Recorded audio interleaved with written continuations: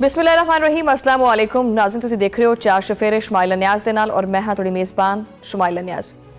अज week का आगाज़ जिहड़ा वो सानिया गुल प्लाजा तुहानूं पता ही है कि कराची की तारीख का वो एक अंदोनाक बाब है जिहड़ा कि महज सिर्फ एक इमारत विच लगण वाली अग तक महदूद नहीं हैगा, बल्कि ये एक ऐसा कौमी अलमिया बन चुका है जिन्हें इंसानी जाना दे ज़िया, हुकूमती निज़ाम की नाकामी, बिल्डिंग सेफ्टी कवानीन की खिलाफ वर्जी, रेस्क्यू इदारों की कमज़ोरी और शहरी जिंदगी के बुनियादी तहफ़ुज़ के उत्ते बड़े ही डाढे किस्म के सवालात खड़े कर दिते। एम ए जिन्ना रोड के उत्ते वाक़ गुल प्लाजा जिहड़ा कि सालां तो कराची के मसरूफ तरीन और मशहूर शॉपिंग सेंटर्स दे विच शुमार हुंदा सी। एक ही रात दे विच उम्मीदां, ख्वाबां, कारोबार और जिंदगियां दी कबर बन गया। ये वो जगह सी जिथे रोज़ाना हज़ारां शहरी जिहड़े ने वो खरीदारी वास्ते आंदे सी, जिथे शादियां और त्यौहारां की तैयारी हुंदी, जिथे सैकड़ों खानदानां की रोजी रोटी वाबस्ता सी। लेकिन वही जगह राख, मलबे और मातम का मंजर पेश करती पई है। हफ्ते की रात 10:30 बजे के करीब गुल प्लाजा के ग्राउंड फ्लोर के उत्ते अचानक अग भड़क उठी। इब्तदाई इतलात के मुताबिक जिहड़ी अग की वजह शॉर्ट सर्किट बनी है, लेकिन इमारत दे विच मौजूद प्लास्टिक, कपड़े और इलैक्ट्रॉनिक्स, कैमिकल्स और दीगर जिहड़ा अग लाउण वाला मवाद सी वो भी मामूली चिंगारी नूं लम्हिਆਂ ਦੇ ਵਿੱਚ ही खौफनाक शोलिਆਂ ਦੇ ਵਿੱਚ तब्दील कर चुकिया सी। अग ने देखते ही देखते पूरी इमारत नूं आप दी लपेट 'ਚ ले लिया और कुछ ही मिनटां बाद ग्राउंड फ्लोर तो तीजी मंजिल तक शोले बुलंद होने लगे। धुएं दे बादले ने हर रास्ता बंद कर दिता, बिजली बिल्कुल कट गई, अंधेरा छा गया और अंदर फसे हुए लोग बदहवासी के आलम दे विच अपनी जान बचाउण वास्ते राह रबण लग पे। इस वक्त गुल प्लाजा दे विच वड्डी तादाद दे विच उस वक्त मौजूद सी खरीदार भी सी, दुकानदार भी सी और वर्कर्स भी सी। शादियां दा सीजन होने दे करके खानदानां दे खानदान जिहड़े ने वो खरीदारी वास्ते आए हुए सी। कोई जहेज दे कपड़े खरीदा पिया सी, कोई बच्चों दे खिलौने खरीदा पिया सी, कोई जुत्तियां, कोई जेवरात और कोई इलैक्ट्रॉनिक्स। लेकिन किसी नूं भी अंदाज़ा नहीं सी कि कुछ ही लम्हिਆਂ बाद ये खरीदारी जिहड़ी है वो जिंदगी की एक आखिरी सरगर्मी बन जाएगी। ऐनी शाहिदीन के मुताबिक बेसमेंट और अंदरूनी हिस्सों के विच चीखो पुकार और याला मदद दियां सदावां सुनाई देन लग पईयां। कुछ लोगों ने खिड़कियां और दरवाज़ों तो बाहर दौड़ लाती, लेकिन अग और धुआं इन्ना सी कि अंदर भी अग और धुआं और इदां करके सैकड़ों अफराद एक जलते हुए पिंजरे दे विच कैद हो गए। फायर ब्रिगेड और रेस्क्यू नूं इतला दी गई और इब्तदाई फायर टेंडर्स जिहड़े ने वो मौका दे उत्ते पहुंचे। लेकिन इत्थे एक होर अलमिया शुरू होया। गुल प्लाजा के दाखिली और खारजी रास्ते बहुत ही तंग सी। कई रास्ते तजावुजात दी नज़र सी। आले दुआले दीयां सड़कां दे उत्ते शदीद ट्रैफिक सी और हजूम ने इमदादी कम्मां नूं मजीद मुश्किल बना दिता। शदीद हरारत दे बाइस इमारत दे जिहड़े हिस्से ने वो भी डिगण लग पे, पिलर्स कमज़ोर हो गए और फायर फाइटर्स नूं अंदर दाखिल होने दे विच काफ़ी मुश्किलात दा सामना करना पिया। पानी की किल्लत पैदा हो गई, वाटर टैंकर ट्रैफिक और तामीराती कम्मां दे विच फस गए, कीमती वक्त ज़ाया हुंदा रहा। इदां करके काफ़ी टाइम भी लगा। अग बुझाउण वास्ते जिहड़ा ना वो फोम का इस्तेमाल किया गया, लेकिन अग की शिद्दत इन्नी ज़्यादा सी कि काबू पाने दे विच ही तकरीबन 33 तो 36 घंटे लग गए। इन्हां घंटियां दे दौरान कराची के शहर जिहड़े शहरी ने वो जल्दी हुई इमारत के बाहर बेबसी की तस्वीर बने खड़ोते रहे। वो लोग जुड़े कि अपने प्यारिਆਂ ਦੇ ਨਾਲ खरीदारी वास्ते आए सी, वही सड़कों पर बह गए, मोबाइल फोन हाथ च लैके मुसलसल कालां करते रहे। मगर अंदर फसे हुए अफराद जिहड़े ने उन्होंने फोन आस्ता आस्ता बंद होने लग पे। कुछ खानदानां नूं आखिरी वारी ये पैगाम मिलिया कि मेरा दम घुटदा पिया, अग चारों पासे है, मैनू बचा लो। एक दुकानदार ने अपने अहले खाना नूं पैगाम भेजा कि अगर कोई गलती हो गई होवे तो मैनू माफ़ कर देना। ये पैगामात सिर्फ अल्फाज नहीं सी, बल्कि जिंदगी और मौत के दरमियान की एक आखिरी पुकार सी। जदों अग दे उत्ते काबू पाया गया और सर्च ऑपरेशन शुरू होया तो जिहड़ा मंजर सी उन्हें तां दिल ही दहला के रख दिता। मलबे के थले लाशां नहीं सी, बल्कि इंसानी अज़ा सी। एक बच्चे दे अज़ा, एक फायर फाइटर दे अज़ा, जलदियां हुईयां लाशां जिन्हां पहचानना भी मुमकिन नहीं सी। नाकाबिल शनाख्त लाशां नूं एदी सतखाने मुंतकिल किया गया, जिथे DNA के जरिए जिहड़ा वो शनाख्त का अमल जारी। सरकारी अदादोशुमार के मुताबिक इस सानिया दे विच घट्टो घट्ट 14 अफराद जा बहक हो चुके हैं। ਜਿਨ੍ਹਾਂ ਦੇ ਵਿੱਚ ਇੱਕ ਖਾਤੂਨ ਇੱਕ ਫਾਇਰ ਫਾਈਟਰ ਵੀ ਸ਼ਾਮਿਲ ਹੈ, ਜਦਕਿ 40 ਤੋਂ ਜ਼ਿਆਦਾ ਅਫਰਾਦ ਜ਼ਖਮੀ ਹੋਏ ਨੇ ਔਰ 60 ਤੋਂ 70 ਦੇ ਕਰੀਬ ਅਫਰਾਦ ਹਲੇ ਵੀ ਲਾਪਤਾ ਨੇ। ਇਹ ਉਹ ਆਦਾਦੋ-ਸ਼ੁਮਾਰ ਨੇ ਜਿਹੜੇ ਕਿ ਰਿਕਾਰਡ ਦਾ ਹਿੱਸਾ ਹੈ, ਮਗਰ ਅਸਲ ਤਾਦਾਦ ਸ਼ਾਇਦ ਇਸ ਤੋਂ ਵੀ ਜ਼ਿਆਦਾ ਹੋਵੇ। ਗੁਲ ਪਲਾਜ਼ਾ ਦੀ ਅੱਗ ਨੇ ਸਿਰਫ ਇਨਸਾਨੀ ਜਾਨਾਂ ਹੀ ਨਹੀਂ ਲਈਆਂ, ਬਲਕਿ ਸੈਂਕੜੋਂ ਖਾਨਦਾਨਾਂ ਦੀ ਮੁਆਸ਼ੀ ਬੁਨਿਆਦ ਹੀ ਖਤਮ ਕਰ ਦਿੱਤੀ ਹੈ। 1200 ਤੋਂ ਜ਼ਿਆਦਾ ਦੁਕਾਨਾਂ ਸੜ ਕੇ ਸਵਾਹ ਹੋ ਗਈਆਂ। ਤਾਜਰਾਂ ਦੇ ਮੁਤਾਬਿਕ ਹਰ ਦੁਕਾਨ ਦੇ ਵਿੱਚ 25 ਤੋਂ ਲੈ ਕੇ 50 ਲੱਖ ਤੱਕ ਦਾ ਸਮਾਨ ਮੌਜੂਦ ਸੀ ਔਰ ਮਜਮੂਈ ਨੁਕਸਾਨ 3 ਤੋਂ 4 ਅਰਬ ਰੁਪਏ ਤੱਕ ਪਹੁੰਚ ਚੁੱਕਿਆ। ਇਹ ਉਹ ਤਾਜਰ ਨੇ ਜਿਨ੍ਹਾਂ ਨੇ ਜ਼ਿੰਦਗੀ ਭਰ ਦੀ ਮਿਹਨਤ ਨਾਲ ਆਪਣਾ ਇਹ ਕਾਰੋਬਾਰ ਕਾਇਮ ਕੀਤਾ ਸੀ, ਜਿਨ੍ਹਾਂ ਨੇ ਬੈਂਕਾਂ ਤੋਂ ਕਰਜ਼ੇ ਲਏ ਹੋਏ ਸੀ, ਜਿਨ੍ਹਾਂ ਦੇ ਵਰਕਰਸ ਔਰ ਮੁਲਾਜ਼ਮੀਨ ਆਪਣੀ ਰੋਜ਼ੀ ਰੋਟੀ ਵਾਸਤੇ ਇन्हीं ਦੁਕਾਨਾਂ ਦੇ ਵਿੱਚ ਆਪਣਾ ਕਾਰੋਬਾਰ ਕਰਦੇ ਸੀ ਔਰ ਇਹਦੇ ਉੱਤੇ ਹੀ ਇਨਹਿਸਾਰ ਕਰਦੇ ਸੀ। ਅੱਜ ਉਹ ਤਾਜਰ ਆਪਦੀ ਜਲਦੀ ਹੋਈ ਦੁਕਾਨਾਂ ਨੂੰ ਦੂਰ ਤੋਂ ਦੇਖਦੇ ਪਏ, ਅੰਦਰ ਜਾਣ ਦੀ ਇਜਾਜ਼ਤ ਨਹੀਂ ਔਰ ਇਹ ਸੋਚਦੇ ਪਏ ਨੇ ਕਿ ਅੱਗੇ ਕੀ ਹੋਏਗਾ। ਸਾਨੀਆ ਗੁਲ ਪਲਾਜ਼ਾ ਦੇ ਬਾਅਦ ਸਾਹਮਣੇ ਆਉਣ ਵਾਲੀ ਰਿਪੋਰਟਸ ਨੇ ਇੱਕ ਹੋਰ ਤਲਖ ਹਕੀਕਤ ਨੂੰ ਬੇਨਕਾਬ ਕੀਤਾ। ਦੱਸਿਆ ਗਿਆ ਕਿ ਇਸ ਇਮਾਰਤ ਦੇ ਵਿੱਚ ਹੰਗਾਮੀ ਅਖਰਾਜ ਦੇ ਰਾਸਤੇ ਹੀ ਮੌਜੂਦ ਨਹੀਂ ਸੀ, ਫਾਇਰ ਅਲਾਰਮ ਸਿਸਟਮ ਵੀ ਨਹੀਂ ਹੈਗਾ, ਅੱਗ ਬੁਝਾਉਣ ਦੇ ਆਲਾਤ ਜਿਹੜੇ ਨੇ ਉਹ ਨਾਕਾਫੀ ਸੀ ਔਰ ਬਿਲਡਿੰਗ ਸੇਫਟੀ ਕਾਨੂੰਨ ਦੀ ਸੰਗੀਨ ਖਿਲਾਫ ਵਰਜ਼ੀਆਂ ਵੀ ਕੀਤੀਆਂ ਗਈਆਂ। 1995 ਦੇ ਵਿੱਚ ਤਾਮੀਰ ਹੋਣ ਵਾਲੀ ਇਸ ਇਮਾਰਤ ਨੂੰ ਇਬਤਦਾ ਦੇ ਵਿੱਚ ਮਹਦੂਦ ਮੰਜ਼ਲਾਂ ਦੀ ਇਜਾਜ਼ਤ ਦਿੱਤੀ ਗਈ, ਮਗਰ ਵਕਤ ਦੇ ਨਾਲ ਗੈਰ ਕਾਨੂੰਨੀ ਤੌਸੀਹ ਹੁੰਦੀ ਰਹੀ ਔਰ ਦੁਕਾਨਾਂ ਦੀ ਤਾਦਾਦ ਜਿਹੜੀ ਹੈ ਉਹ 500 ਤੋਂ ਵੱਧ ਕੇ 1200 ਹੋ ਗਈ। ਬੇਸਮੈਂਟ ਨੂੰ ਪਾਰਕਿੰਗ ਦੇ ਬਜਾਏ ਜਿਹੜਾ ਨਾ ਉਹ ਦੁਕਾਨਾਂ ਦੇ ਵਿੱਚ ਤਬਦੀਲ ਕੀਤਾ ਗਿਆ ਔਰ ਫਾਇਰ ਸੇਫਟੀ ਦੇ ਤਕਾਜ਼ਿਆਂ ਨੂੰ ਮੁਕੰਮਲ ਤੌਰ ਤੇ ਨਜ਼ਰਅੰਦਾਜ਼ ਕੀਤਾ ਗਿਆ। ਇਹੀ ਗਫਲਤ ਇਸ ਇਮਾਰਤ ਨੂੰ ਇੱਕ ਮਹਿਫੂਜ਼ ਸ਼ਾਪਿੰਗ ਸੈਂਟਰ ਦੀ ਬਜਾਏ ਇੱਕ ਮੌਤ ਦੇ ਜਾਲ ਦੇ ਵਿੱਚ ਬਦਲ ਕੇ ਰੱਖ ਦਿੱਤਾ। ਇਸ ਸਾਨੇ ਦੇ ਉੱਤੇ ਸਿਆਸੀ ਔਰ ਹਕੂਮਤੀ ਰੱਦ-ਏ-ਅਮਲ ਵੀ ਸਾਹਮਣੇ ਆਇਆ। ਗਵਰਨਰ ਸਿੰਧ ਨੇ ਵਾਕਿਆ ਨੂੰ ਕੌਮੀ ਸਾਨਹਾ ਕਰਾ ਦਿੰਦੇ ਹੋਏ ਆਖਿਆ ਹੈ ਕਿ ਸਿਆਸਤ ਬਾਅਦ ਚ ਹੋਏਗੀ, ਪਹਿਲੇ ਇਨਸਾਨੀ ਜਾਨਾਂ ਦਾ ਤਹਫੁਜ਼ ਔਰ ਮੁਤਾਸਰੀਨ ਦਾ ਅਜ਼ਾਲਾ ਕੀਤਾ ਜਾਏਗਾ। ਵਜ਼ੀਰ ਆਲਾ ਸਿੰਧ ਨੇ ਕੀਮਤੀ ਇਨਸਾਨੀ ਜਾਨਾਂ ਦੇ ਜ਼ਿਆਦੇ ਉੱਤੇ ਦੁੱਖ ਦਾ ਇਜ਼ਹਾਰ ਕੀਤਾ ਹੈ, ਇਨਕੁਆਇਰੀ ਦਾ ਹੁਕਮ ਦਿੱਤਾ ਹੈ ਔਰ ਕਰਾਚੀ ਭਰ ਦੀਆਂ ਕਮਰਸ਼ੀਅਲ ਇਮਾਰਤਾਂ ਦਾ ਫਾਇਰ ਸੇਫਟੀ ਆਡਿਟ ਕਰਨ ਦੀ ਹਦਾਇਤ ਕੀਤੀ ਹੈ। ਵੈਸੇ ਮੈਂ ਇੱਥੇ ਪੁੱਛਣਾ ਚਾਹੁੰਦੀ ਹਾਂ ਕਿ ਵੀ ਇਹ ਪਹਿਲੇ ਸੁੱਤੇ ਪਏ ਸੀ ਹੈ? ਵਿਫਾਕੀ हुकूमत की तरफों ताउन की यकीन दहानी कराई गई है, वो तो करनी है। जबकि सिंध हुकूमत ने मुतासरीन नूं मुआवजा देने का ऐलान किया है, ये भी पहले होंदे रहे ने ऐलान, मगर मुतासरा खानदान और ताजरां वास्ते ये बयानात उस वक्त तक महज सिर्फ अल्फाज ने जदों तक इन्हां दे उत्ते अमली इकदामात होंदे नज़र नहीं आते। ताजर तंजीमां और कारोबारी बरादरी ने हुकूमत के उत्ते भी काफ़ी शदीद तनकीद की है। उन्हां दा कहना है कि रेस्क्यू दे विच ताखीर, फायर ब्रिगेड के नाकाफी वसाइल और इंतजामी नाअहली ने जानी नुकसान दे विच मजीद इजाफा किया।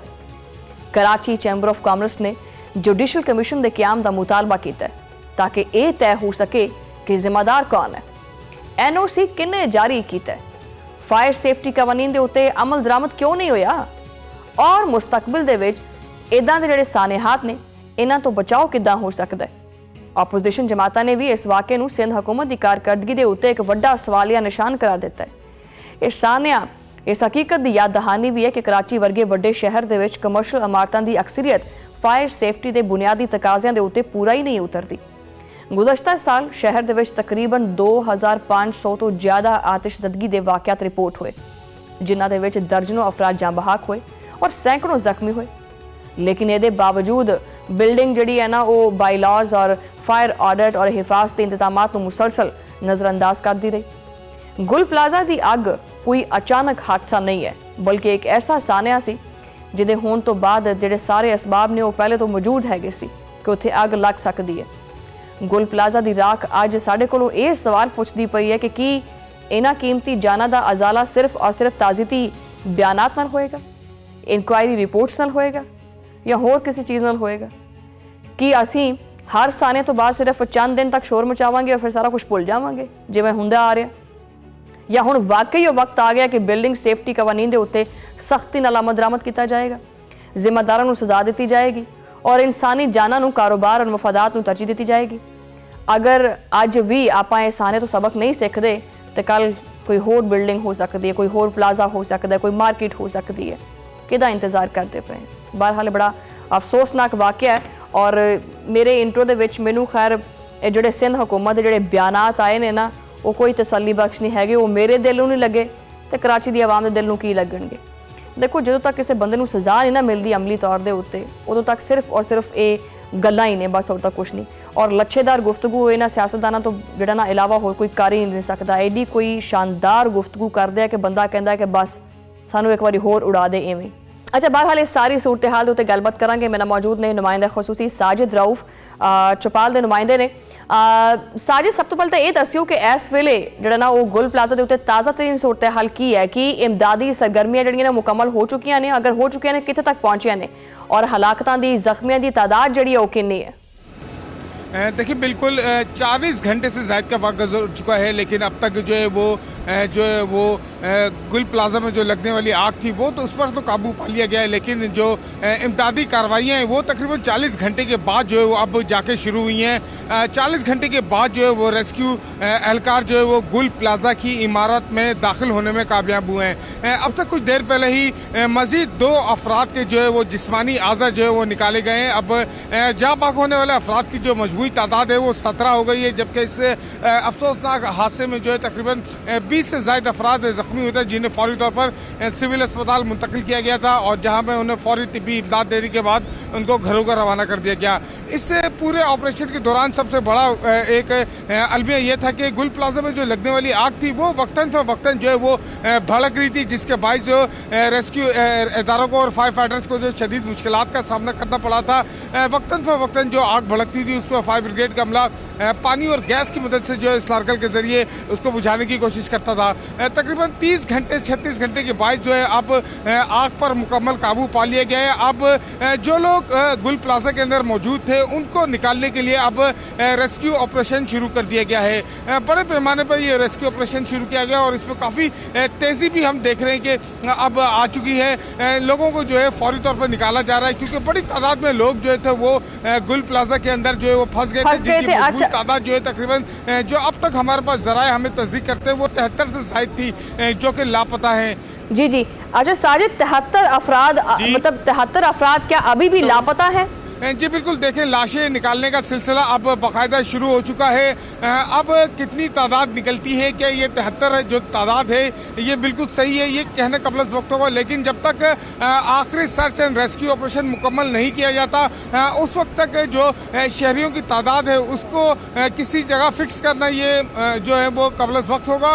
लेकिन क्योंकि अब तादाद जो है 73 की तरफ बताई गई है, अब रेस्क्यू ऑपरेशन ने जो है रेस्क्यू एहलकारों ने ये ऑपरेशन शुरू कर दिया है। साथ साथ जो अफराद की लाशें यहाँ से निकाली जा रही है वो सीधा यहाँ से सिविल अस्पताल मुंतकिल की जा रही है, जहाँ पे पुलिस सर्जन की सरबराही में एक टीम मौजूद है, जहाँ उनका DNA लिया जा रहा है। साथ ही जो मुतासरीन यहाँ पर मौजूद हैं उनके अहल खाना से भी दरख्वास्त की गई है कि वो अपना DNA सैंपल जो है वो सिविल अस्पताल में जो डेस्क कायम की गई है वहाँ आके जमा कराएं, ताकि उनके DNA के जरिए जो है उनकी शनाख्त का जो अमल है उसको मुमकिन बनाया जा सके। जी अच्छा साजिद, वैसे आग लगी जो है उसकी जो बेसिक रीज़न है, कोई वजह सामने आ सकी है कि ये वजह बनी है आतिश ज़दगी की? देखिए बिल्कुल, जो मुतल्लिका हुकाम है चीफ सेक्रेटरी सिंध उनकी जानिब से वज़ीर आला सिंध को एक रिपोर्ट भी पेश की गई है, जिसमें ये शुबा ज़ाहिर किया गया कि जो आतिशज़दगी का वाक़या है गुल प्लाजा में वो शॉर्ट सर्किट का नतीजा है। तहम ये हतमी नहीं है, अभी इसके ऊपर पूरी इन्वेस्टिगेशन होगी, तहकीकात होगी, और जब ये कूलिंग का अमर मुकम्मल हो जाएगा, रेस्क्यू ऑपरेशन मुकम्मल हो जाएगा, तो उसके बाद जो इस बात का जायज़ा लिया जाएगा और इस बात को देखा जाएगा कि आग लगने की बुनियादी वजह आया ये शॉर्ट सर्किट थी या फिर कोई इंसानी गलती उसकी वजह से आग लगी। लेकिन इस वक्त तक जो रिपोर्ट पेश की गई हुकाम की जानिब से वो यही बताया गया है कि जो गुल प्लाजा में आतिशज़दगी का वाक़या एक शॉर्ट सर्किट का नतीजा मालूम होता है। तहम इस हवाले से अभी तहकीकात होना बाकी है। मज़ीद तहकीकात जिहड़ी ने वो जारी ने। बहरहाल बहुत शुक्रिया साजिद, तुसी तमाम तफसीलात तो आगाह कीता। नाज़रीन, इत्थे टाइम हो गया एक छोटी जी ब्रेक दा, ब्रेक तो बाद गलबात जारी है। इस सारी सूरत हाल तो गलबात करांगे। मेरे मौजूद ने सिंध हुकूमत दे तर्जुमान अली राशिद साहब। अली साहब, वेलकम करने अपने प्रोग्राम दे विच, और बड़ा अफसोसनाक वाक़या जिहड़ा कराची विच पेश आया है। मैं तुहाडा मौक़िफ़ लेना चाहांगी कि हुण तक भी बहुत सारे अफराद ने जिन्हां दीयां लाशां जिहड़ियां ने वो लापता ने, की कहना चाहोगे इस बारे च? बहुत अफसोसनाक ये सानिया हुआ है कराची में गुल प्लाजा पे, और जिसको हम जितना भी अफसोस करें कम है। हमारे जितनी भी अमला था, KMC का, फायर ब्रिगेड्स, सिंध हुकूमत की मशीनरी, ذاتی طور پر میں بھی وہیں موجود تھا پوری رات جب یہ آگ لگی ہوئی تھی. کوشش ہماری اول درجی یہ تھی کہ کسی طرح جو لوگ پھنسے میں ہیں ان کو باہر نکالا جائے, اور اس پہ ورکنگ چل رہی ہے. آج چیف منسٹر صاحب نے میٹنگ بھی کال کی ہے. جو ظاہر سی بات ہے, جو جانوں کا ضیاع ہوا ہے اس کی تو کوئی کمپنسیشن نہیں ہو سکتی, مگر ہم نے کمیٹی بنائی ہے, اور آج سیم ہاؤس میں جو ٹریڈرز ایسوسی ایشن تھی گل پلازا کی, ان سے اور دیگر فیڈریشن کے لوگوں سے ہم نے ایک میٹنگ رکھی کہ ان کو کیسے کمپنسیٹ کیا جائے, اس پلازا کو پھر سے کیسے بنایا جائے کہ چیزیں آگے بڑھ سکیں. اور باقی جو چیزیں ہیں اس کو بھی ہم نے ایک انکوائری بھی بٹھا دی ہے, جوڈیشل بھی ہو سکتی ہے, سرکار بھی ہو سکتی ہے, کہ کیا وجہ تھی کہ یہ آگ لگی اور اس کے بعد کیا ہوا. وہ انکوائری تو ظاہری بات ہے ہمیشہ بیٹھتی ہے اور چیزوں کو دیکھتی ہے, لیکن سب سے جو بڑی بات ہے وہ یہ ہے کہ 34 گھنٹے لگے اور تاخیر ہوئی اس سارے معاملے کے اوپر. اس کی وجہ کیا تھی؟ کیا سندھ گورنمنٹ کے پاس اکوپمنٹ نہیں ہے یا انفرادی قوت جو ہے وہ نہ ہونے کے برابر ہے؟ وجہ کیا ہوتی ہے اتنی تاخیر کی؟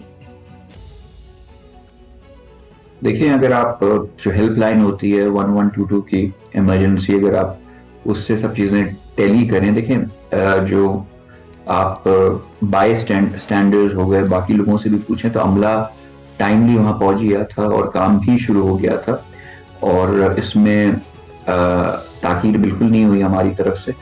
کچھ ایشوز ہمیں آئے تھے اس لیے کہ بہت بڑی بلڈنگ ہے, اور اس کا اگر دائرہ میں آپ کو بتاؤں تو اراؤنڈ 1.5 ایکڑ کی بلڈنگ ہے جہاں 1200 دکانیں ہیں, اور ان دکانوں میں سارے آئٹم ایسے تھے جو انفلیمیبل ہوتے ہیں, جیسے پرفیومز ہو گئے, پھر گیس کے سلنڈر بھی کچھ لوگوں نے لگائے ہوئے تھے. تو ہمارا ایک فائر فائٹر اس میں جان بچانے میں لوگوں کی شہید بھی ہو گیا, اور ہم نے پوری کوشش کی, اور یہ صرف سندھ حکومت کی کوشش نہیں تھی, کلیکٹیولی ہم نے پاک بحریہ جو ہے نیوی کی سپورٹ بھی وہاں موجود تھی, رینجرز بھی موجود تھے, باقی لوگ بھی موجود تھے. تو کلیکٹیولی ہم سب نے کوشش کی, اس لیے کہ آگ جو ہے وہ آئی تھنک 2nd ڈگری یا اس کے بیرومیٹرز ہوتے ہیں, تو بہت شدید آگ لگی ہوئی تھی, اور آنے جانے کے راستے تھوڑا ہوا یہ. میں آپ کو تھوڑا سا بیک گراؤنڈ بتا دوں. سیٹرڈے کا دن تھا, اور وہاں جو پلازا ویسے تو 10 بجے بند ہو جاتا ہے, بٹ سنس سیٹرڈے تھا وہ 11 بجے تک کھلا رہتا ہے. تو یہ آگ کچھ 10:15 ساڑھے 10 بجے لگی. تو جب یہ آگ لگنے سے پہلے وہ سنس پلازا بند ہونے والا تھا, تو پلازا کی جو انتظامیہ ہوتی ہے وہ پلازا کو بند کرنا شروع کر دیتی ہے. 7 ایگزٹس تھے جس میں سے 4-5 وہ تالے لگا کے بند کر چکے تھے, اس میں سے بچے میرے خیال سے 2 یا 3 ایگزٹس بچ گئے تھے, اس لیے کہ وہ بلڈنگ بند ہونے والی تھی دکانیں, تو وہ بند کرنے کا عمل سٹارٹ ہو چکا تھا. تو انہوں نے چاروں طرف سے جتنے بھی ایگزٹس تھے وہ بند کرنے شروع کر دیے تھے. پھر انہوں نے 4-5 ایگزٹس جب بند کر دیے تو انفارچونیٹلی شارٹ سرکٹ ہوا یا جو بھی ہوا, اس کی وجہ سے آگ لگ گئی ایک پھولوں کی دکان پہ. تو ظاہر سی بات ہے وہاں at that given time they were saying کہ اراؤنڈ 7 سے 8 ہزار لوگ موجود تھے. تو ان کو پھر ہم نے ڈسپرس کرایا, ان کو نکالا. اس کے علاوہ پھر جو اندر تھے ان کو بھی کوشش کرا ہم نے, کچھ لوگ نکل گئے, کچھ زخمی تھے, ہاسپٹلس کو بھی ہم نے ہائی الرٹ پہ ڈال دیا. تو یہ کلیکٹیولی ہر کوئی کیمرے کی آنکھ. دیکھیں ہمیشہ اس طرح کے جب واقعات ہوتے ہیں, سوری ٹو انٹرپٹ مسٹر علی, تو اس کے اوپر انکوائری ہوتی ہے, ہر چیز دیکھی جاتی ہے, لیکن پچھلے سال گزشتہ سال سے تقریباً 2500 سے زائد اس طرح کے واقعات جو ہے نا وہ کراچی سے رپورٹ ہو رہے ہیں. چیک اینڈ بیلنس پراپر نہیں ہے, کیوں ناکام ہو رہی ہے ویسے حکومت جو ہے وہ کراچی کی؟ دیکھیں ہر چیز حکومت کی ذمہ داری بھی ہوتی ہے, مگر یہ سب جتنے بھی اسٹیک ہولڈرز ہیں ان کا بھی کام ہوتا ہے کہ انتظامی چیزوں کو دیکھیں, فائر ایکسٹنگوشرز سیفٹی کے لیے رکھیں, ایگزٹس جو ہیں جو سندھ حکومت نے ایک ترکیب دی ہوئی ہے کہ ایمرجنسی ایگزٹس ہونے چاہیے, باقی سب چیزیں بھی ہونی چاہیے. تو تھوڑی غفلت جو ہے ہمارے جو خود لوگ ہوتے ہیں ان کی طرف سے بھی ہو جاتی ہے. مگر دیکھیں ایک ثانیہ ہوا ہے یہاں, کسی کو ذمہ دار ٹھہرانے کے بجائے ہم چاہ رہے ہیں کہ کسی طرح ان لوگوں کو ریلیف دیا جائے. جو لوگ ہیں جو ریکور ہوئے ہیں ان کا علاج ہوا جائے, جو اس دنیا سے چلے گئے ان کی فیملیز کو سپورٹ کیا جائے, اور اس قسم کی آگ میرے حساب سے اس شدت کی آگ کافی ٹائم سے کراچی شہر میں لگی نہیں تھی. بالکل صحیح. اچھا ویسے اگر یہ کہا جائے کہ گل پلازا کے اندر جو سیکیورٹی کے اور جو حفاظتی انتظامات ہوتے ہیں, ٹھیک ہے, فائر سیفٹی کے جو انتظامات ہوتے ہیں, کیا وہ مکمل تھے؟ اور اگر مکمل نہیں تھے تو پھر اس کی ذمہ داری جو ہے وہ کس پر لاگو ہوتی ہے؟ دیکھیں میں آپ کو بتاؤں, کبھی بھی کوئی نئی بلڈنگ بن رہی ہوتی ہے, کوئی ریسنٹ ڈیولپمنٹ ہوتی ہے, تو اس میں Sindh building control make sure کرتا ہے کہ یہ ایگزٹس اور سب چیزیں ایک پلان کے مطابق بنی ہوئی ہوں, اس کے اپروولز بھی آتے ہیں. بٹ انفارچونیٹلی یہ بلڈنگ مور دین 50 ایئرز اولڈ, پرانی بلڈنگ تھی, وہاں آنے جانے کا آئی ایم ناٹ شیور کہ آپ کا کبھی اتفاق ہوا ہے جانے کا.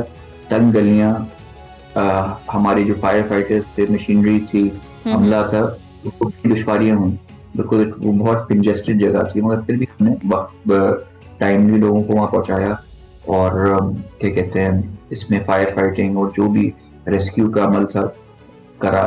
گراؤنڈ پہ میں خود موجود تھا. I reach there I think 10:30 بجے آگ لگی ہے, 12 بجے میں پہنچ چکا تھا, اور صبح کے 5-6 بجے تک I was present on ground my self. باقی پولیٹیکل پارٹیز کے بھی لوگ آئے.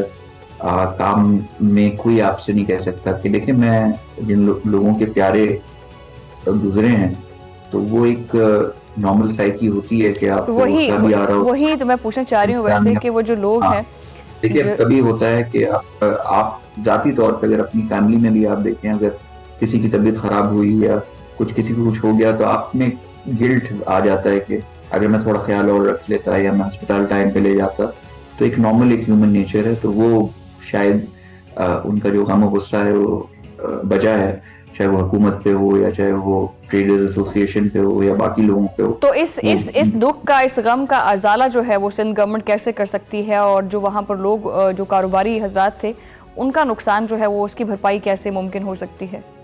یہ ہم بالکل ٹائم ویسٹ نہیں کیا. آج ہی سی ایم ہاؤس میں ان کو بلا لیا گیا, وہاں ایک میٹنگ رکھی گئی کہ اس کا جائزہ لیا جائے کہ کس کا کتنا نقصان ہوا ہے. چیمبر اور فیڈریشن کے جو بزنس کمیونٹی کے حضرات ہیں ان کو ہم نے یہ جو آلریڈی جن کی ورکنگ ریلیشن شپ ہے ٹریڈرز سے, ان کو ہم نے ایک جائزہ اسیسمنٹ بھی ہم نے کہا سرکاری طور پہ ہم نہیں کریں گے, آپ ہی جن سے آپ کمفرٹیبل ہیں, آپ لوگ بزنس کمیونٹی والے, آپ لوگ خود بیٹھ کے اسیسمنٹ کریں کہ کس کا جائز, جس کا جتنا نقصان ہوا ہے, کہ پھر اس کا ہٹ جانا اور اس کے لیے ہم کمپنسیشن پیش کر سکیں. اور یہ بھی سی ایم صاحب نے کہا ہے کہ اس بلڈنگ کو واپس بنانے کی بھی ذمہ داری سے حکومت لے گی. بالکل صحیح. اچھا میں آخری کوشچن کرنا چاہوں گی آپ سے کہ کراچی چیمبر آف کامرس نے جو ہے وہ ثانیہ گل پلازا کی جوڈیشل کمیشن کے جو ہے اس کے لیے مطالبہ کیا ہے, تو کیا خیال ہے آپ کا, کیا لگتا ہے کہ کوئی سنجیدہ قسم کی ٹرائل اس کے اوپر ہوگی؟ دیکھیں بالکل ہم تو we are ready for it. آپ نے یہ بات کی تو چیف منسٹر صاحب کا بھی بیان آیا, اور سی ایم ہاؤس سے جب یہ بات ہوئی تھی تو انہوں نے کہا بالکل ہم اس کو ویلکم کرتے ہیں, اس کی آپ جس طرح سے بھی انکوائری کروانا چاہیں, چاہے وہ حکومتی سطح پہ ہو, جوڈیشل ہو, پرائیویٹ ہو, ہر سطح سے. ہم بھی چاہتے ہیں کہ پتہ چلے, منظر عام پہ آئے کہ مسئلہ کہاں تھا, کس کی غلطی تھی, کیا خامیاں تھیں. اگر ہمارے اندر کوئی غفلت کہیں سے ہوئی ہے یا جو انتظامیہ ہے اس بلڈنگ کی, جس کا کام ہوتا ہے سب چیزوں کو چیک میں رکھنا, جو بھی ہے وہ کھل کے سامنے آئے, اس کے پھر ایکشن اس کے حوالے سے پھر اس طریقے سے پھر ہم لیں انشاءاللہ. بالکل صحیح. مسٹر علی بہت شکریہ, آپ نے ٹائم دیا, اپنا تجزیہ پیش کیا, بہت شکریہ جی. ناظرین ہمیشہ کراچی دے وچ جدوں بھی اس طرح دا واقعہ پیش آندا ہے تے یہی گلاں سنن نوں ملدیاں ہیں جڑیاں مینوں ہن سنن نوں ملیاں نے, کوئی نویں گل تاں ویسے دے وچ نہیں ہے سی. ساری دعا یہی ہے ویسے کہ کراچی دے وچ اس طرح دے جڑے واقعات وہ نہ ہون, اور یہ دے بارے چ کوئی شفاف قسم دی انکوائری ہونی چاہیے. ہونے بھی بہت ساری بلڈنگز جڑیاں ایسیاں نے انہاں بارے چیک اینڈ بیلنس ہونا چاہیے, کہڑی چیز دی کمی ہے انہوں چیک کرنا چاہیے. پچھلے 50 سال تو جڑیاں اس طرح دیاں بلڈنگز نے انہاں دے اوتے نظر ہی نہیں رکھی جاندی اور چیک ہی نہیں کیتا جاندا, اور پھر وہی عمارتاں جڑیاں نے اس طرح دے سانے دا ایک وجہ بن سکدیاں نے. بہرحال پروگرام دے وچ گل بات جاری ہے, ایتھے ٹائم ہویا چھوٹی جی بریک تو بعد گل بات جاری ہے. ویلکم بیک ناظرین, اور بریک تو بعد گل بات کرانگے آپاں غزہ دے بارے چ. غزہ ایک ایسا خطہ جڑا کہ آج صرف اور صرف جغرافیائی نہیں بلکہ انسانیت دے اجتماعی ضمیر دے اتے لکھیا ہویا ایک سوال بن گیا. جنگ بندی دے اعلان تو بعد دنیا نے سکھ دا ساہ لیا, لیکن غزہ دے مکینہ واسطے اے ساہ بھی ادھورا رہ گیا.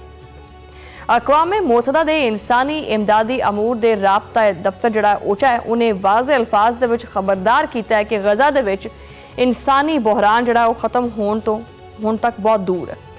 अगरचे जंगबंदी तो बाद वड्डे पैमाने दे उत्ते इमदाद जिहड़ी है वो इलाके दे विच दाखिल हुई, लेकिन हकीकत यह है कि लखां फलस्तीनी अज भी नकल मकानी, नफसियाती सदमे, खौफ, शदीद महरूमी और गैर यकीनी मुस्तकबिल दे शिकंजे दे विच जकड़े पए ने। जंग दी अग वक्ती तौर ते तां ठंडी हुई है, लेकिन इहदी राख दे विच जिहड़े दबे होए शोले ने ना वो भी जिंदगियां साड़दे पे। ओचा दी तर्जुमान ने सहाफियां नूं ब्रीफिंग देंदे हुए आख्या कि गज़ा दे विच सूरत हाल बज़ाहिर बेहतर दिखाई देंदी है, लेकिन ज़मीनी हकायक इस तासुर दी नफी करदे है। इन्हां दे मुताबिक शदीद और मुतवातर तूफान ने इन्हां लोकां तो वो आखिरी उम्मीद भी खो लई है जिहड़ी कि जंग तो बाद किसी तरह इंसान नूं जिंदा रखण दी कोशिश दे विच लगी रहिंदी है। ये तूफान सिर्फ खैमे नहीं उड़ा के लैके गया, बल्कि इंसानां दीयां सावां भी लै गया। कई खानदानां दे कोले जिहड़ा कोई थोड़ा बहुत समान बचा होया सी वो भी बारिश ते आंधी दी नज़र हो गया। तबाहाल इमारतां जिहड़ियां कि पहले ही किसी मोजज़े दे सहारे नाल खड़ियां सी वो भी डिग गईयां और उन्हां दे मलबे तले कई अफराद आपदी जिंदगी दी बाजी हार के। सर्दी दी शिद्दत ने हालात नूं मजीद संगीन बना दिता और इदां बच्चों दीयां अमवात दीयां इतलावां भी मौसूल होईयां जो कि जंग नहीं बल्कि मौसम दी बेरहमी दा शिकार बने। जंगबंदी तो बाद अगर अदादोशुमार दे उत्ते नज़र पाइए तो तस्वीर किसी हद तक थोड़ी उम्मीद विखा देंदी है। इमदादी इदारे गज़ा दे विच 1,65,000 मैट्रिक टन तो ज़्यादा इमदादी समान लैके आए। सड़कों की मुरम्मत की गई, कुछ हस्पताल भी दोबारा कुछ बेहतर हुए, मलबा हटाने का काम भी शुरू होया और इमदादी मराकज़ एक बार फिर काम करन लग पे। ये सारा कुछ इस गल का सबूत है कि अगर इमदादी इदारियां नूं बिला रुकावट काम करन दी इजाजत दी जाए तो वो ठोस और फौरी नताइज भी दे सकते हैं।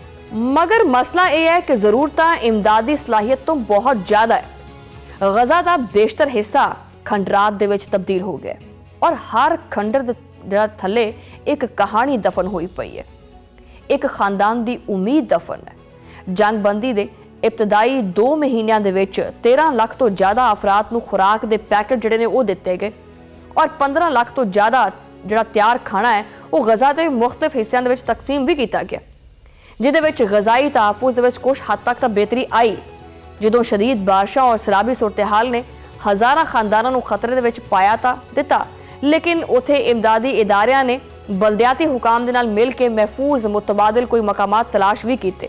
खैमे, तरपालां, गद्दे और गर्म कपड़े भी तकसीम किए गए ताकि लोग जड़े ने वो सर्दी और बारिश तो किसी हद तक महफूज रह सकन। लेकिन ओचाका का कहना है कि ये सारा इकदामात वक्ती नौयत है, हालात किसी भी वक्त दोबारा बिगड़ सकते हैं क्योंकि गज़ा दे विच फ़ज़ाई हमले, गोलाबारी और मुसल्ला झड़पां मुकम्मल तौर पर हजे रुकिया नहीं हैगियां। रोज़ाना शहरी हलाकतां दी इतलात मिलती है और खौफ दा साया हुण भी लोकां दे सिरां दे उत्ते फिरदा। असल मसला की है? असल मसला इमदादी समान ते उत्ते आयद पाबंदियां। ओचाका के मुताबिक जिहड़ा है ना वो गज़ा दे विच काम करने वाली इमदादी तंजीमां नूं जिन पाबंदियां का सामना है वो इस सूरत हाल नूं एक ऐसे जख्म की मानत बना देंदियां हैं जिहदे उत्ते सिर्फ पट्टी बंदी हुई है, जबकि इहदे तो मुकम्मल तौर पर एक मुस्तकिल इलाज है ना उहदी जरूरत हैगी है। सख्त सर्दी और तूफान ने इंसानी इमदाद के जरिए हासिल होने वाली कई कामयाबियां नूं भी जिहड़ा ना वो ज़ायल कर दिता है। अगरचे दर्जनों जिहड़ी तिब्बी मराकज़ ने वो दोबारा खुले ने और या तो नवे कायम किए गए हैं, लेकिन हकीकत यह है कि इस वक्त गज़ा दे विच 40% तो भी घट तिब्बी सहूलतां मौजूद ने या फाल हुई ने। अद्वियात की बड़ी कमी है, तिब्बी आलात की बड़ी किल्लत है और अमले की थकन ने सारा का सारा जिहड़ा निज़ाम है उहदी सेहत नूं मफलूज कर दिता है। तालीम की सूरत हाल भी बहुत तशवीशनाक है। तालीमी मकासद वास्ते इस्तेमाल होने वाला जिहड़ा समान है गज़ा लियान की इजाज़त नहीं दी जा रही उन्होंने, जबकि लखां बच्चे ऐसे ने जिहड़े कि 2 साल तो स्कूल गए ही नहीं हैगे। ये सिर्फ तालीम का नुकसान नहीं हैगा बल्कि एक पूरी नस्ल के मुस्तकबिल नूं तारीक करन दे मुतरादिफ है। ओल्गा चेरको ने सरहदी गुजरगाह दे उत्ते इमदादी समान की तरसील दे विच ताखीर محدود انسانی راہداریاں اور بار بار رکاوٹاں اور اقوام متحدہ دے اتے بین الاقوامی امدادی ادارے دی سرگرمیاں دے اتے عائد پابندیاں نو انسانی جان دے اتے براہ راست خطرہ قرار دیتا ہے۔ انہوں دا کہنا ہے کہ محض جنگ بندی بحالی دا منصوبہ نہیں ہوندی، حقیقی بحالی واسطے ضروری ہے کہ جنگ بندی دا احترام کیتا جاوے، شہریاں نو تحفظ دیتا جاوے اور انسانی امداد دی رسائی نو مستقل بنایا جائے، قابل پیش گوئی ہوئے اور بنا کسی رکاوٹ تو انہوں جڑا نو کیتا جاوے۔ اسی پیسے منظر دے وچ عالمی سیاست دا ایک نواں باب بھی کھلدا ہے جتھے غزہ ایک واری پھر طاقتور ممالک دی بساط دے اتے موہرا بندہ دکھائی دیندا پیا۔ وائٹ ہاؤس نے امریکی صدر ڈونلڈ ٹرمپ دے منصوبے دے تحت غزہ بورڈ آف پیس دے اراکین دے ناماں دا اعلان بھی کر دیتا ہے۔ اس مجودہ بورڈ دا مقصد کی ہے؟ بظاہر غزہ دے وچ سیکیورٹی، انسانی امداد اور تعمیر نو دے منصوبیاں دے وچ ایک ہم آہنگی اور پیدا کرنا ہے۔ فلسطینی اتھارٹی اور نظم و حکومت دے وچ اصلاحات دی جڑی راہ ہے انہوں بھی بہتر کرنا ہے۔ میجر جنرل جیسپر نو عالمی استحکام فورس دا کمانڈر مقرر کیتا گیا، جبکہ امریکی وزیر خارجہ مارکو روبیو ٹرمپ دے نمائندہ خصوصی اسٹیف اور انہاں دے داماد جیرڈ ڈکشنر دی اس بورڈ دا حصہ نے۔ بورڈ دے وچ شامل دیگر نامات جڑے ہے نے انہاں دے وچ برطانیہ دے سابق وزیر اعظم نے اور مالیاتی اور کاروباری شخصیات بھی موجود نے۔ یہ نال جڑا ہے وہ غزہ واسطے ایک نمائندہ اعلیٰ دے طور تے خدمات بھی انجام دیں گے جنہیں بھی اراکین دے نام نامزد کیتے گئے۔ وائٹ ہاؤس دے مطابق یہ بورڈ غزہ دے وچ عارضی حکومت کی نگرانی بھی کرے گا اور امن و استحکام دی راہ بھی ہموار کرے گا، لیکن اس منصوبے دے اتے تنازع اس ویلے شروع ہو گیا جدو اسرائیل نے بورڈ دی تشکیل نو ہی مسترد کر دیتا۔ اسرائیلی وزیر اعظم نیتن یاہو دے دفتر دے باہر جاری بیان دے وچ آکھیا گیا کہ جی اس بورڈ دی تشکیل واسطے اسرائیل نال کوئی رابطہ ہی نہیں کیتا گیا اور اے بورڈ جڑا ہے وہ اسرائیلی حکومت دی پالیسی دے خلاف ہے۔ اسرائیلی وزیر خارجہ نے اعلان کیتا ہے کہ وہ اس معاملے نو امریکی وزیر خارجہ مارکو روبیو دے نال چکن گے۔ اے رد عمل اس گل دی واضح علامت ہے کہ غزہ دا مستقبل صرف اور صرف انسانی مسئلہ نہیں بلکہ عالمی طاقتاں دی ایک سیاسی کشمکش دا بھی مرکز بن گیا۔ اسی منصوبے کے تحت امریکی صدر ڈونلڈ ٹرمپ نے پاکستان دے وزیر اعظم شہباز شریف نو بھی اس ادارے دے وچ شامل ہون دی دعوت دیتی ہے۔ واشنگٹن اس اقدام نو غزہ دے مستقبل دے انتظام اور امن اور عمل جڑا اے دے اوتے لیان دی بھی کوشش پیشرفت جڑا نو سامنے رکھے گا۔ پاکستان دی طرفوں اس دعوت نو ایک اہم سفارتی پیشرفت دے طور تے دیکھا جا رہا ہے۔ ترجمان دفتر خارجہ نے تصدیق کیتی ہے کہ وزیر اعظم شہباز شریف نو امریکی صدر دی طرفوں غزہ دے اس مجوزہ بورڈ آف پیس دے وچ شمولیت دی باضابطہ دعوت جڑی ہے نا مل چکی ہے۔ پاکستان دا موقف ایک باری پھر دہرایا گیا ہے کہ مسئلہ فلسطین دا دیرپا اور منصفانہ حل اقوام متحدہ دی قرارداداں دے مطابق ہونا چاہیے۔ پاکستان نے واضح کیتا ہے کہ وہ خطے دے وچ امن، انسانی حقوق دے تحفظ اور فلسطینی عوام دے حق خود ارادیت دی حمایت جاری رکھے گا۔ اس ساری صورتحال دے اوتے گل بات کران گے۔ میرا موجود نے وزیر اعظم دے اسلامی اور خلیجی ملکاں دے کوآرڈینیٹر اور پاکستان علماء کونسل دے چیئرمین حافظ طاہر محمود اشرفی صاحب۔ محمود اشرفی صاحب ویلکم کرنے اپنے پروگرام دے وچ اور پہلا سوال کرنا چاہواں گی کہ امریکی صدر دی طرفوں غزہ امن بورڈ دے وچ جڑا پاکستان دی شمولیت نو جڑا دعوت دتی گئی ہے، یہ پاکستان واسطے کنی وڈی ایک سفارتی پیشرفت ہو سکتی ہے تواڈے نزدیک؟ بسم اللہ الرحمن الرحیم نحمدہ ونصلی ونسلم علی رسولہ الکریم۔ دیکھیں یہ ایک بڑا اہم فیصلہ ہے اور پاکستان کی جو سفارتی سطح پر کوششیں ہیں اور جو فلسطین سے پاکستان کی محبت ہے اور پاکستان نے جس طرح فلسطین کے معاملے پر اپنے موقف کو رکھا ہے، یہ اس کا ایک ثبوت ہے، اس کی ایک دلیل ہے پاکستان کے موقف کی حقانیت کی اور پاکستان کے موقف کی جو ہے وہ جو فلسطینیوں کی ترجمانی کی ہے اس کی۔ تو ابھی یہ دعوت آئی ہے، اس کے اوپر پاکستان لازمی بات ہے کہ ہمارا جو اسلامی ممالک ہیں ان کے ساتھ مل کے اس پر مشاورت اور باقی تمام چیزیں طے ہوں گی انشاءاللہ، اور اگر فلسطینی بھائیوں کے لیے ہم کچھ کر سکتے ہیں تو ہمیں ضرور کرنا بھی چاہیے اور ہم انشاءاللہ ضرور کریں گے بھی۔ بالکل صحیح جی۔ اچھا، تسی امریکی صدر دی طرفوں پاکستان نو غزہ بورڈ آف پیس دے وچ دعوت نو ایک عظیم کامیابی قرار دیتا ہے۔ عام ناظرین نو تسی یہ بھی دسو کہ یہ کامیابی جڑی ہے وہ فلسطینی عوام واسطے عملی طور تے کی معنی رکھ دی ہے، ਕੀ ਬੈਨੀਫਿਟ ਹੋ ਸਕਦਾ ਉਹਨਾਂ ਨੂੰ ਇਸ ਚੀਜ਼ ਦਾ?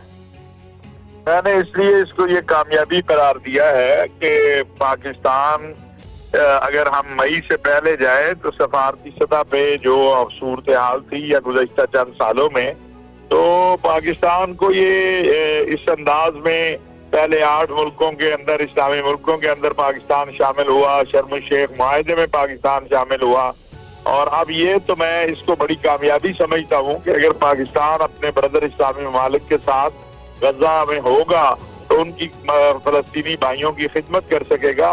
हम कतन किसी भी सूरत जो हमास को डीवेपनाइजेशन करने का मामला है या बाकी मामला है उसमें शरीक नहीं होंगे। हमारा काम अहले फलस्तीन, अहले गजा की मदद करना है, उनकी मुआवरत करना है, रीबिल्ड करना है गजा को, रिहेबिलिटेशन का जो काम है इंशाअल्लाह उसमें पाकिस्तान अपना किरदार अदा करेगा। किसी भी ऐसे इख्तिलाफ में जिसकी वजह से कोई मसाइल पैदा हो, पाकिस्तान कतई तौर पर उसमें शरीक नहीं होगा। ਬਿਲਕੁਲ ਸਹੀ।